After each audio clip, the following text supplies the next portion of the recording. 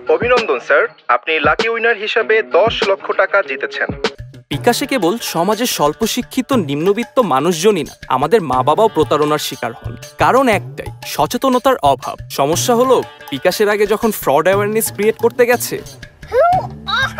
কিন্তু ফ্রডের এগেনস্টে অ্যাওয়ারনেস তো চালিয়ে যেতে হবে। তাই এবার তারা মাঠে নামলো একটু ডিফারেন্ট স্টাইলে।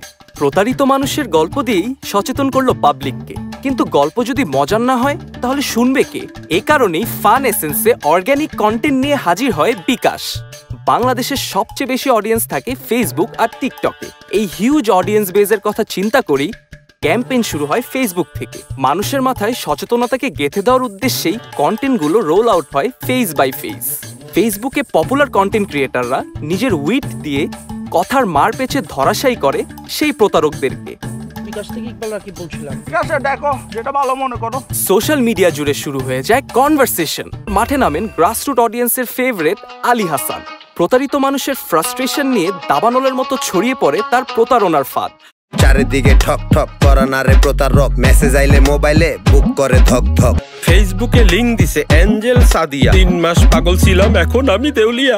অডিয়েন্সের হৃদয়ের পাশাপাশি ঝড় ওঠে টিকটকেও। ড্যান্স কভারের মাধ্যমে প্রায় 8000 বার রিক্রিয়েট করা এই র্যাপের রিচ ছিল 8,36,00,000। 634টি ইউনিক মিমের মাধ্যমে জনগণের সেন্স অফ হিউমার ছড়িয়ে পড়ে ফেসবুকের বিভিন্ন কমিউনিটিতে। এমনকি 13,14,50,000 রিচ পাওয়া এই ফ্রড অ্যাওয়ারনেস ক্যাম্পেইন ভূষিত হয় স্বয়ং বাংলাদেশ সরকারের প্রশংসায়। অ্যাভারেজ কন্টেন্টের বাজারে দেশ পায় কিছু আইকনিক লাইন এবং মিম, যেমন আমার বিকাশে ভাই যেই টাকা আছে বাটপার গো কইতে পারলে আমার টাকা নিতে। And above all, fraud awareness campaign পরিণত হয় বিকাশের ইতিহাসে সবচেয়ে সাকসেসফুল টিকটক ক্যাম্পেইনে।